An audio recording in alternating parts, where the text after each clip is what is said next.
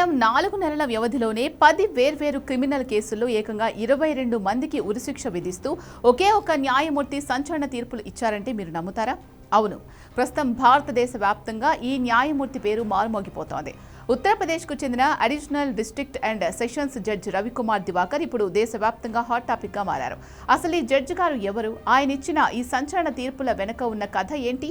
గతంలో ఆయన ఎందుకు వార్తల్లో నిలిచారు అనే పూర్తి వివరాలు ఈ వీడియోలో క్షుణ్ణంగా తెలుసుకుందాం.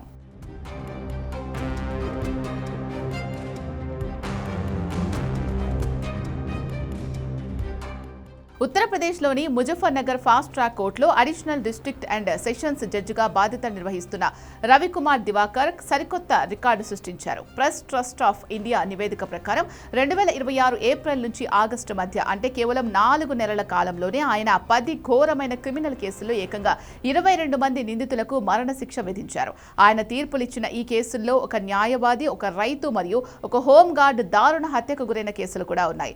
నేరస్తుల పట్ల ఏమాత్రం కనికరం చట్టాన్ని పక్కాగా అమలు చేస్తూ ఆయన ఇచ్చిన ఈ తీర్పులు ఇప్పుడు దేశవ్యాప్తంగా చర్చనీయాంశంగా మారాయి. అయితే చట్టపరమైన ప్రక్రియ ప్రకారం ఈ మరణశిక్షలు ఉన్నత న్యాయస్థానాల తుది ఆమోదానికి లోబడి ఉంటాయి. రవికుమార్ దివాకర్ వార్తల్లో నిలవడం ఇదే మొదటిసారి కాదు. 2022లో వారణాసిలో సివిల్ జడ్జిగా పనిచేస్తున్న సమయంలో ఆయన దేశంలోనే అత్యంత సున్నితమైన మరియు వివాదాస్పదమైన జ్ఞానవాపి మసీద్ కాంప్లెక్స్ కేసును విచారించారు. ఆ సమయంలో మసీద్ కాంప్లెక్స్ లోపల వీడియోగ్రఫీ సర్వే నిర్వహించాలని ఆయనే ఆదేశాలు జారీ చేశారు. మసీదులోని శృంగార్ గౌరీ స్థలంలో పూజలు చేసుకునేందుకు అనుమతి ఇవ్వాలన్న పిటిషన్ విచారణలో భాగంగా ఆయన ఈ నిర్ణయం తీసుకున్నారు. ఈ చారిత్రాత్మక ఆదేశం తర్వాత తనకు అంతర్జాతీయ నంబర్ల నుంచి అనేక బెదిరింపు కాల్స్ వచ్చాయని స్వయంగా జడ్జి గారే వెల్లడించడం అప్పట్లో తీవ్ర సంచలనం సృష్టించింది. ఆ తర్వాత 2024లో కూడా రవికుమార్ దివాకర్ మరోసారి హెడ్లైన్స్ లోకి వచ్చారు.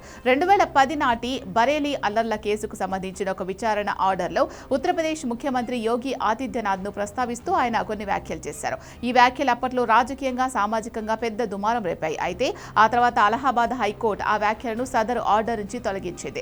దీనిని బట్టి ఆయన ఎంత బోల్డ్ గా మరియు నిర్భయంగా తన అభిప్రాయాలు కోర్టు ఆర్డర్లో వ్యక్తపరిచారో మనకు అర్థమవుతోంది. ఇక రవికుమార్ దివాకర్ వ్యక్తిగత మరియు వృత్తిగత జీవిత విషయానికి వస్తే ఆయన 1980లో జన్మించారు. 2009లో ఉత్తరప్రదేశ్ జ్యుడిషియల్ సర్వీసెస్ పరీక్షల్లో ఉత్తీర్ణత సాధించి సివిల్ జడ్జిగా తన న్యాయ ప్రస్థానాన్ని ప్రారంభించారు. తన కెరియర్లో సుల్తాన్పూర్, బుదౌన్, వారణాసి మరియు బరేలీ వంటి పలు జిల్లాల్లో సమర్థవంతంగా సేవలు అందించారు.